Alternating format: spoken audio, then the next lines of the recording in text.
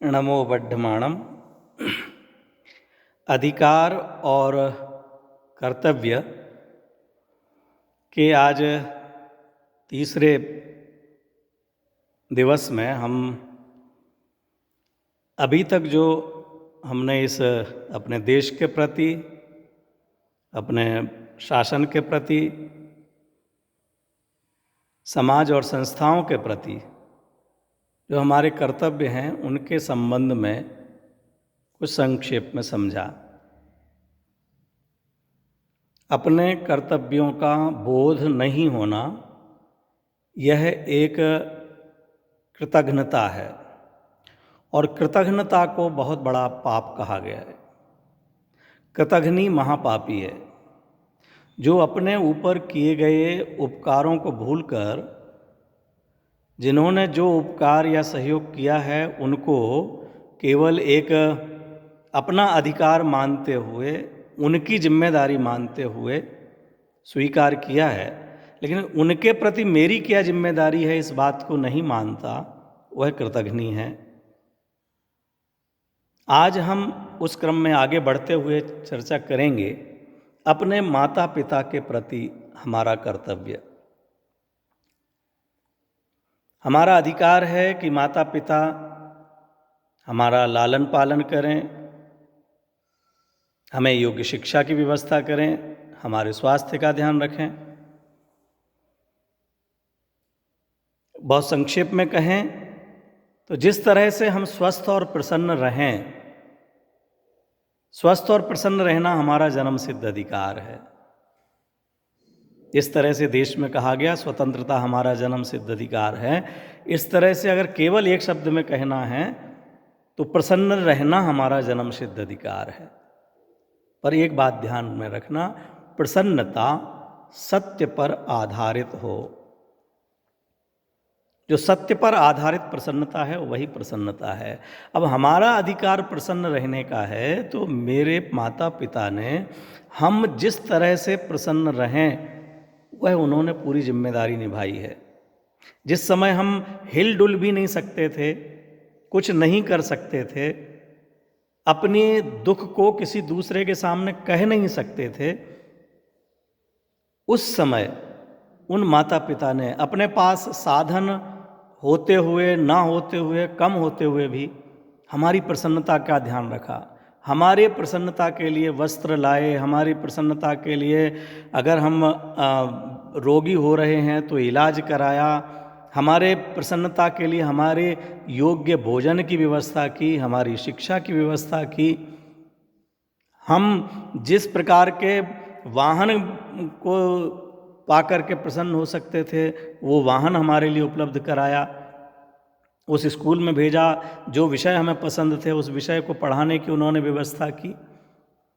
अगर हम लोग भूतकाल में कभी देखेंगे, विचार करेंगे तो कई ऐसे प्रसंग होंगे कि हमारे माता पिता ने हमारी खुशी के लिए, हमारी प्रसन्नता के लिए उन्होंने न चाहते हुए भी, उनकी सामर्थ्य न होते हुए भी वो साधन उपलब्ध कराए। उन्होंने अपने आप को दुखी रख करके, अपने आप को परेशान कर होते हुए भी हमारी प्रसन्नता का ध्यान रखा। वो जिस शिक्षा को नहीं पा सके वो शिक्षा हमारे लिए दिलाई, वो जो स्वयं नहीं पहन सकते थे वो उन्होंने हमको पहनने को दिया, वो जो स्वयं नहीं खा सकते थे वह हमको खिलाया। हमारे इलाज के लिए जो गांव में रहते थे, मुझे स्वयं का याद है कि बचपन में मेरा पैर टूट गया था। हमारे द्रोणगिरी गांव से बाहर तक जाने के लिए सामर्थ्य साधन नहीं थे। माँ ने टोकरी में मुझे लेकर के और बड़ा मलहरा और वहाँ से बस के द्वारा छतरपुर तक लेकर के गई और उन्होंने हमारा इलाज कराया। क्या कितना कष्ट सहन किया है माता पिता ने, कितना उन्होंने हमारे लिए दूसरों से उधार ले ले करके भी दूध की व्यवस्था की है, खाने पीने की व्यवस्था की है, अध्ययन की व्यवस्था की है।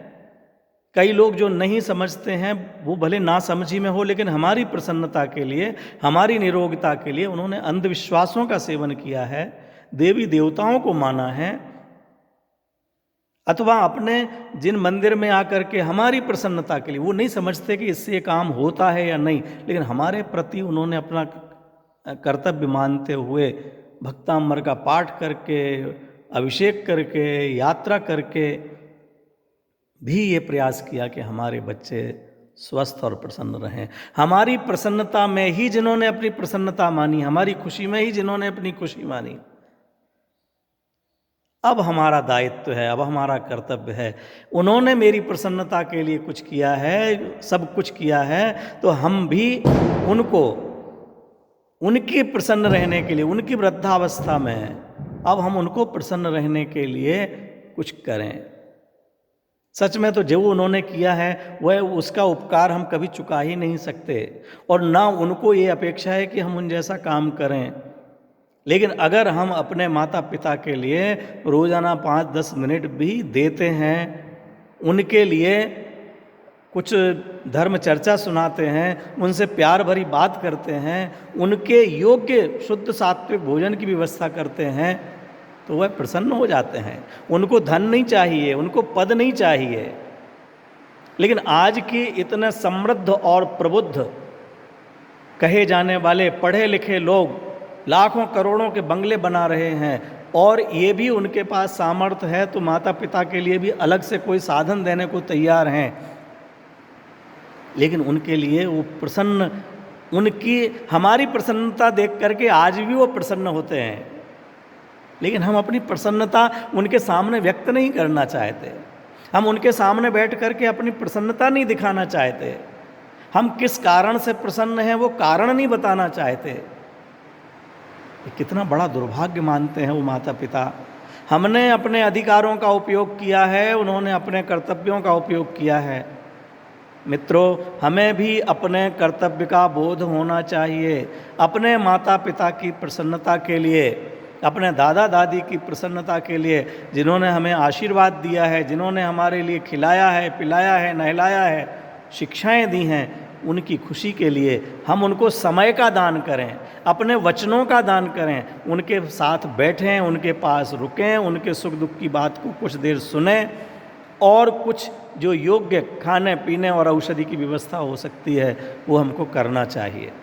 यदि नहीं करते हैं और हम समझें कि हम देश सेवा कर रहे हैं, यदि हम यह नहीं कर पाते हैं और हम समझें कि हम आत्मदर्शन करके मोक्ष मार्ग में आगे बढ़ सकेंगे, तो नहीं बढ़ा जा सकता।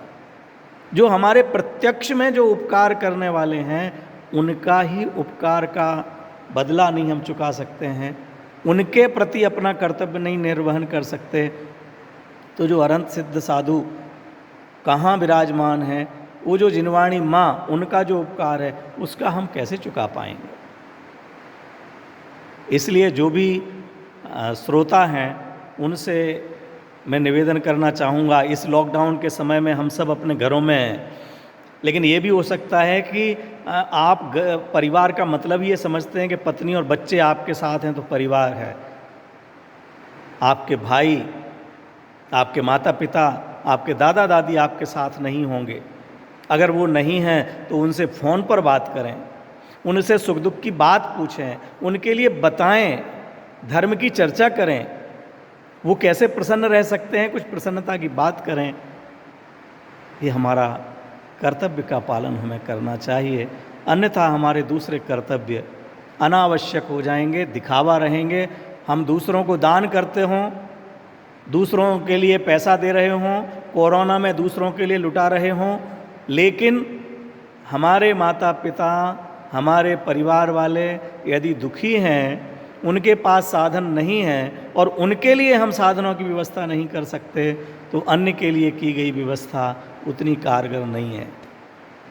दूसरों के लिए भी करना चाहिए, लेकिन सबसे पहला हमारा कर्तव्य है कि हम अपने माता पिता का, अपने परिवार वालों का ध्यान रखें। उन्होंने हमारी प्रसन्नता के लिए जीवन जिया है, हम भी अपने से अगली पीढ़ी वाले के लिए, प्रसन्नता के लिए तो जिएं, लेकिन हमारी जो पूर्व की पीढ़ी है उसके प्रति भी अपने कर्तव्य का निर्वहन करें। और इसके बाद हमारे पंच परमेष्ठी भगवंत, देव शास्त्र गुरु, उनका महान महान उपकार है। जिन आचार्य भगवंतों ने शुद्धोपयोग की शिखर से उतरकर नीचे आए शुभोपयोग की भूमिका में, लेकिन हमारा दुख, हमारा अशुभोपयोग में पड़ा रहना, हमारा पाप में लगा रहना, हमारा चार गतियों में परिभ्रमण करना, ये उनको सोचने मात्र से भी मन कंपित उनका हो गया। अरे ये जिनके अंदर सर्वज्ञ बनने की सामर्थ्य है, भगवान बनने की सामर्थ्य है, जो तीन लोक का नाथ बन जाए, ऐसी सामर्थ्य का धनी भोगों का भिखारी बन करके भटक रहा है, पापों में लगा हुआ है। सर्वज्ञ बनने की सामर्थ्य वाला अल्प ज्ञानी होकर के दुखी हो रहा है। अरागी स्वभाव वाला आत्मा जो वीतरागी होकर के सुखी होता, वह रागी होकर के दुखी हो रहा है। ऐसे आचार्य भगवंतों ने हमारे ऊपर करुणा करके ये जिनवाणी की रचना की, विद्वानों ने जिनवाणी की रचना की। हमारे गुरुजन हमारे लिए भक्ति भाव पूर्वक हमारे से वात्सल्य रखते हुए वो जिनवाणी के जिन वचनामृत का पान कराते हैं।